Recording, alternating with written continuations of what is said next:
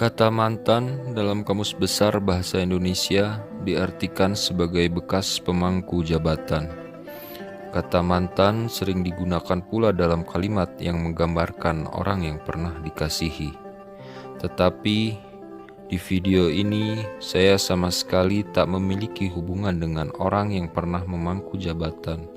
Tidak pula mengupas bekas kekasih dengan kisah romantisme asmara yang memporak-porandakan perasaan. Mantan di video ini untuk menggambarkan makna sebagai segala sesuatu yang pernah berlangsung di masa silam. Pandemi COVID-19 telah mengubah sejarah. Banyak ahli tengah membahas masa depan yang baru. Kehidupan diduga bakal berubah, sebab sangat mungkin kita semua bakal meninggalkan rutinitas yang selama ini kita jalani. Manusia di bumi ini diperkirakan akan menjalani perilaku baru yang awalnya terasa asing dan kemudian menjadi kebiasaan baru. Kita tak bakal kembali pada situasi kehidupan sebelum pandemi.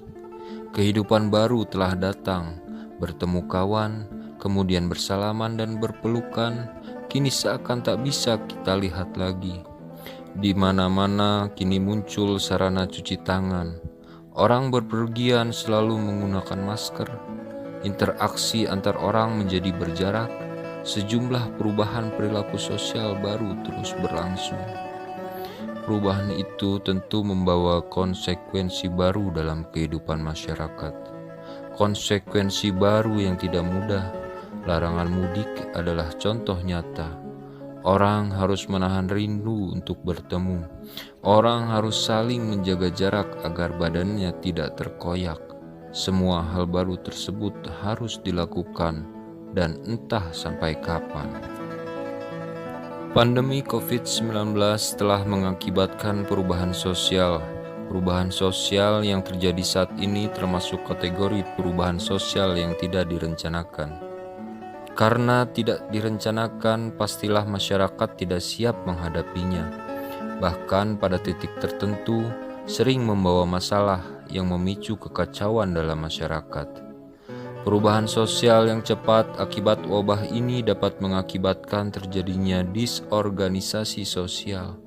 Masyarakat dihadapkan pada situasi perubahan yang mengganggu hidupnya. Sejumlah tradisi menjadi lenyap dan berganti dengan cara baru.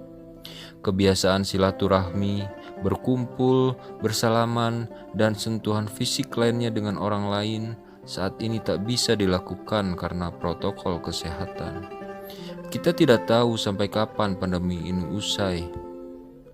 Senyampang situasi belum seimbang, orang akan mengalami kegelisahan.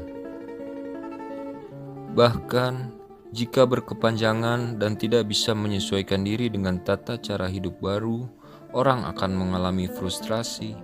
Munculnya perubahan sosial baru dan permasalahannya perlu segera diantisipasi. Itu bukan urusan pemerintah saja, tetapi seluruh elemen masyarakat. Pada konteks itulah diperlukan sistem komunikasi harmoni antara pemerintah dan masyarakat. Pemerintah tak bisa dengan segala kuasanya memaksa dengan instruksinya. Masyarakat juga tak boleh ngeyel alias kukuh dengan cara pandangnya. Perubahan sosial akibat pandemi apapun bentuknya telah mengubah keadaan. Sejumlah persoalan baru bakal muncul dan memerlukan penyelesaian.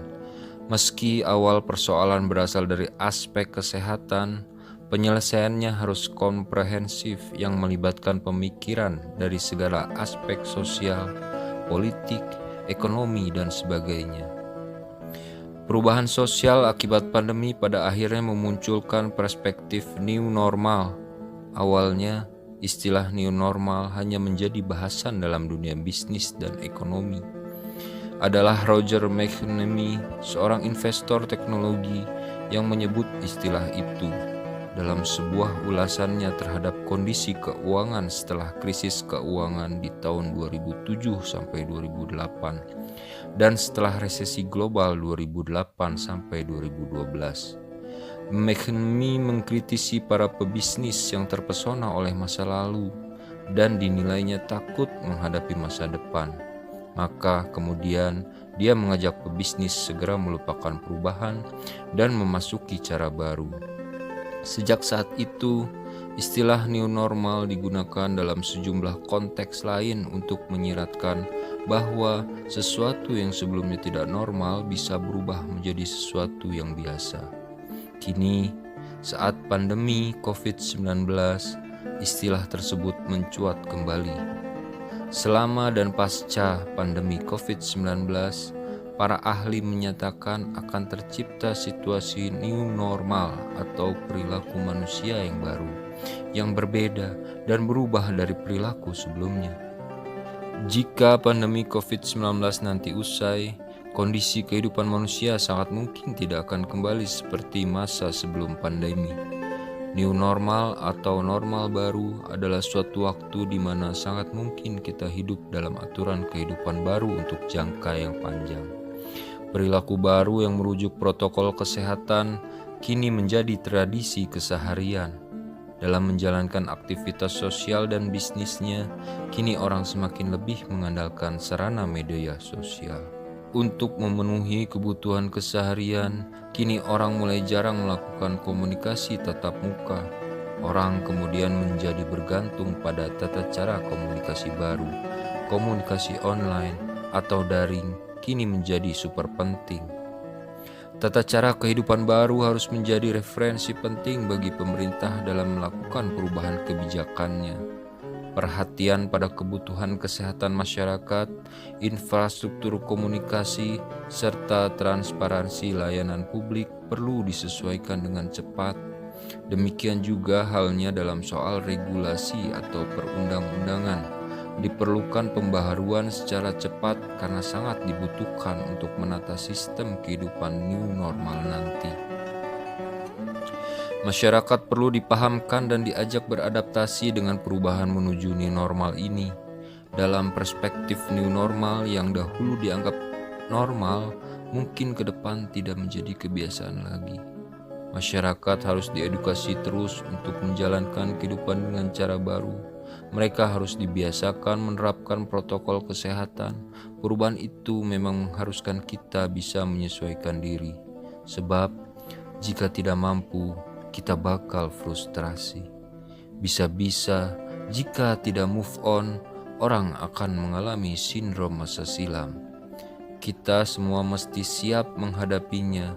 Jika tidak, kita hanya akan menjadi sejarah masa silam, menjadi para mantan yang ketinggalan zaman.